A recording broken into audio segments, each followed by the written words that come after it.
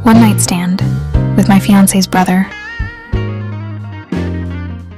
All her life walang ginawa si Cresia May Valencia, kundi ang patunayan ng sarili niya sa sariling ama. Nakarapat dapat din siyang mahalin at karapat dapat din siyang pagkatiwalaan. Una pa lang ay alam niya ng lalaking anak ang gusto nito. Pero sadyang siya ang ibinigay ng Diyos. Nagkataon pa na pagkatapos siyang ipanganak, ay hindi na pwedeng magbuntis muli ang mommy niya. Kaya nga feeling niya ay siya ang sumalo ng lahat ng galit ng daddy niya.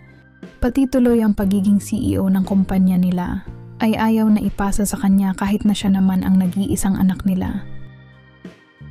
Dad, I can't believe you. Hanggang ngayon ba, hindi mo pa rin ako tanggap bilang anak mo? Ayaw mo pa rin sa akin dahil bababae ako. Ganun ba? Kauuwi lang ni Cresia galing sa isang bar pero ito siya at nakikipagtalo sa dad niya. Napatayo na rin siya at itinuro niya ang sarili habang nakatuon lang ang tingin sa ama. Ngunit nanatiling malamig ang tingin nito sa kanya at matapos ang isang subo ay umalis na ito sa hapagkainan. Intindihin mo na lang ang daddy mo, anak. Sa tingin ko ay nakikita niya na lang na hindi ka pa handa. Mahina siyang natawa sa sinabi ng ina. Gusto lang nito na pagaanin ang loob niya. Pero alam naman nilang dalawa kung ano ba ang totoo. Stop fooling me around, Mom. He doesn't want me. Ano pa bang kailangan kong gawin para ipasa niya na sa akin ang pagiging CEO? Napasabunot na siya sa sariling buhok at tsaka padabog na umalis sa may hapag.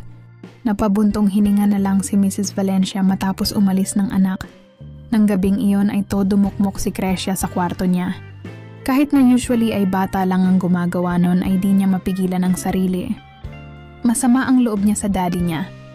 Siguro kung lalaki lang siya ay matagal niya nang nakuha ang gusto. Ang tagal-tagal niya nang nagtatraining. Halos lahat nga ay natutunan niya na kung paano mag-handle ng isang kumpanya. Pero ang daddy niya ay sadyang ayaw siyang hayaan. Ano pa bang kailangan kong gawin, Dad? Para lang mapatunayan ang sarili ko sa'yo. Anya habang padapang nakahiga sa kama. Sa inis niya ay ibinaon ang sariling mukha sa unan. Makalipas pa ang ilang segundo ay nakatulog na ito. Kinabukasan ay medyo tinanghali ng gising si Cresia. Anong oras na rin kasi siya natulog? Bago siya bumaba ay ginawa niya muna ang morning ritual niya. At nang masigurado na maganda na ulit siya at hindi bagong gising, ay bumaba na ito. Nagtaka pa nga siya nang makitang masayang nakikipag-usap ang daddy niya. Sa kung sino ang nasa kabilang linya. Wag naman sana babae yon, baka mas lalo lang siyang mainis dito. Good morning, Iha. Nang dumako ang tingin sa kanya ay binati siya nito na kinataka naman ni Cresia. Na bakit siya nito binati, diba? Anong dahilan? Ni ang makausap nga siya kung minsan ay ayaw rin nito. Good morning, Dad. Kahit na awkward ay nagawa niya itong batiin. Maging ang mommy niya nga ay takang-taka rin nang makita sila ng dad niya na nag-uusap. Halos mabitawan pa nito ang dalang mangkok na ito ang nagpresintang magdala. Matapos ang prayer na siya ang nanguna, ay nagsimula na silang kumain at doon nito binuksan ang isang usapan. There's only one way para ikaw na ang maging CEO ng kumpanya natin, my daughter. Ibinaba nito ang hawak na kutsara at maliit na kutsilyo bago muling nagsalita. Kailangan mo magpakasal kay Leo Ramirez. Maging siya ay naibaba niya rin ang hawak na kutsara at tinidor. Kilala niya ang mga Ramirez. Paanong hindi niya makilala kung si Fernando Ramirez ang bagong kaibigan ng daddy niya? It would be better kung magpapakasal kayong dalawa. Mas lalong lalakas ang dalawang pamilya. Saglit na napaisip si Cresia, pero kung yun lang ba ang tanging paraan ay bakit siya hihindi? Kailan ako pwedeng makipag-usap sa Leo na yan, Dad?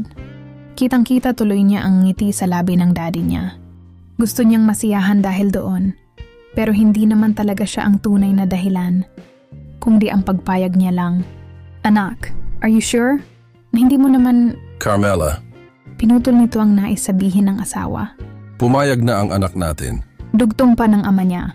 Napayo ko na lang tuloy ang mami niya. Tumayo ang dad niya at tinawagan ng kausap kanina habang siya ay nilapitan ng ina. Niyakap ito. Alam ko ang ginagawa ko, Mami. Pwede ako makipaghiwalay sa lalaking yon matapos kong maging CEO. Ani niya sa ina. Napapailing na lang tuloy ang mommy niya Pero desidido na si Krisha. Walang sinayang na oras ang daddy ni Krisha. Agad siyang pinakilala nito sa anak ng kaibigan. Medyo di niya lang gusto ang asta ng lalaki. Masyadong mataas ang sarili at kung ano-ano agad ang sinasabi. Parang ang gusto niya na lang umatras pero hindi na pwede. Sa inis ni Krisha ay parang gusto niya na lang umalis. Ngunit natigilan nang makita ang lalaking bagong pasok lang sa pinto ng mansyon. Hindi siya pwedeng magkamali. Ito ang lalaking naka one night stand niya. Noong nakaraang gabi at nakakuha ng pagka-virginity niya. Nang magtama ang tingin nilang dalawa ng lalaki, ay bigla itong ngumisi. Ano nang gagawin niya ngayon? Paano na lang kapag nagsumbong ito sa daddy niya? Why are you here? Malamig na tanong ng mapapangasawa niya sa lalaking dumating. Ngunit imbes na sagutin ang tanong ay nanatiling tahimik ang lalaki at nakatingin lang sa kanya. Napansin yun ni Leo kaya agad nitong sinaway ang lalaki. Huwag mong tignan ng ganyan ang mapapangasawa ko. Baka matakot sa'yo. Ani nito, habang masama pa rin ang tingin. Siya nga pala ang isa ko pang anak. Siya si Marcus Ramirez. Pagpapakilala ng kanilang ama na si Fernando. Sa nakikita ni Krisha, ay animoy napilitan lang ang Ginoo na ipakilala ang isa pang anak. Di ko alam na may isa ka pa palang anak. Wika ng daddy ni Krisha na bahagyang napangiti. Naglakad ito at nang makalapit kay Marcus ay gusto sanang makipagkamay, ngunit di ito pinansin ng binata. Kaya napahiyang ibinaba ng daddy ni Krisha ang kamay nito. I'm sorry, Victor. Ganyan talaga siya. Sa kanito masamang tinignan ng isa pang anak. Kaya si Leo ay napapangiti na lang. Mukhang di maayos ang relasyon ng pamilya sa isa't isa. Pero ano bang pakialam niya doon? Isa lang ang gusto ni Krisha at yun ay ang maging CEO ng company nila. Upang tapusin ang nabubuo pa lang na tensyon, ay tumayo na siya. Saan po ba ang banyo? Tanong niya. Samahan na kita. Presinta ni Leo at tumayo na rin, pero umiling siya. Samahan na kita. Wag na. Aniya sabay iling. Sa maid na lang ako magpapasama. Pumayag naman si Leo kaya tumawag na lang ito ng isang maid na pwede siyang samahan. Nang mga oras na yon ay tense na tense si Kresia.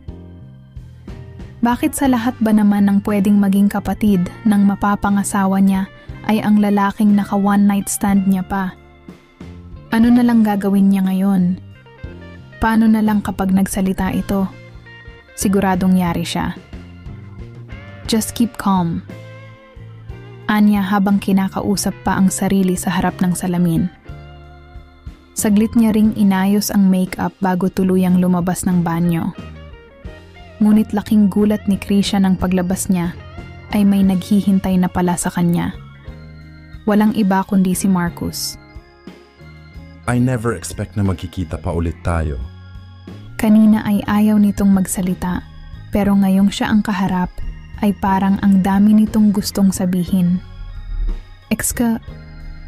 Lalagpasan niya sana ang taong akala niya ay di niya na makikita pa, pero mabilis nitong nahawakan ang kamay niya at tinikid pa yon sa pader. Di pa nakontento sa isa at dinalawa pa. Ano bang ginagawa mo? Baka may makakita sa atin. Inis na sabi ni Krisha kay Marcus. Pinakinggan nga siya ng lalaki. Pero basta na lang siyang ipinasok sa banyong pinanggalingan ni Krisha. Don't you want to do it again? Ani nito habang titig na titig si Marcus sa labi ni Krisha. Sa inis ni Krisha malakas niyang nasampal si Marcus na agad niya namang pinagsisihan nang magkita ang nagbabaga nitong tingin sa kanya. Kinakausap kita ng maayos? Pero sampal ang natanggap ko sa'yo. Galit na wika ni Marcus. You deserve a punishment, honey. Dugtong pa ulit nito na nakakaakit na tingin. Saglit nitong inilak ang pinto bago muling ibinaling ang atensyon sa kanya. Pwede ba... Stop this game. Baka hinahanap na ko ng daddy ko. Napapadyak na rin siya sa inis, ngunit si Marcus ay hindi talaga marunong matinag. Palalabasin lang kita dito kung... Ano? Inis na niyang sabi na ikinangisi naman ng lalaki. You're willing to do anything, ha?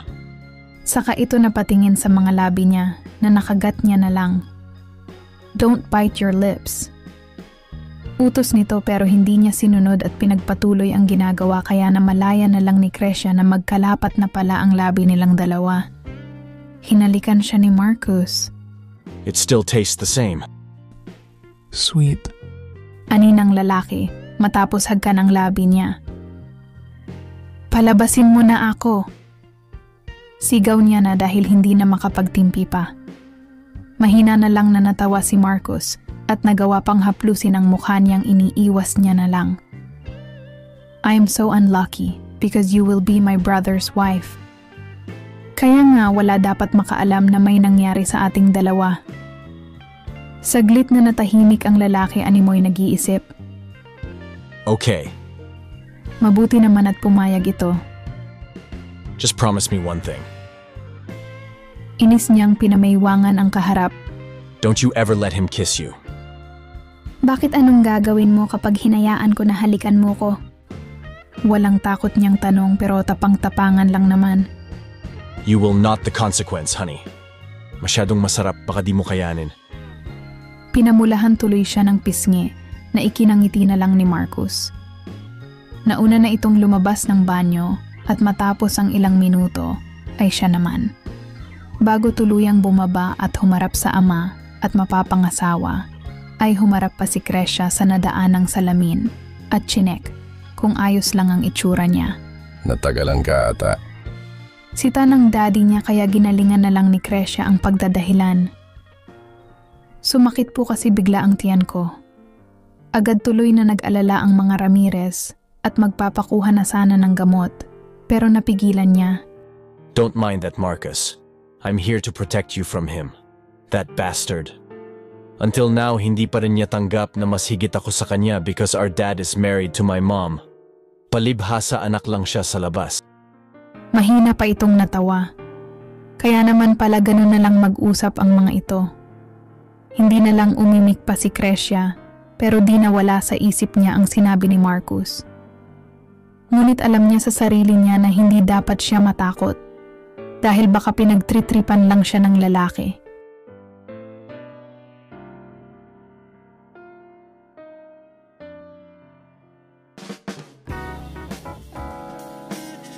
Abangan ang susunod na kabanata. Paano niya maiiwasan ang lalaking naka one night stand niya na kapatid pala ng mapapangasawa niya? Mapipigilan ba niya ang lalaki na wag siyang guluhin nito? Mapipigilan niya ba na hindi matukso sa pang-aakit ni Marcus sa kanya? Paano pag nalaman ng pamilyang Ramirez na may nangyari sa kanila ni Marcus, ang kapatid ni Leo na kanyang mapapangasawa? Halina't subaybayan ang kwetong pinamagatan. One Night with My Fiance's Brother. Thank you for listening.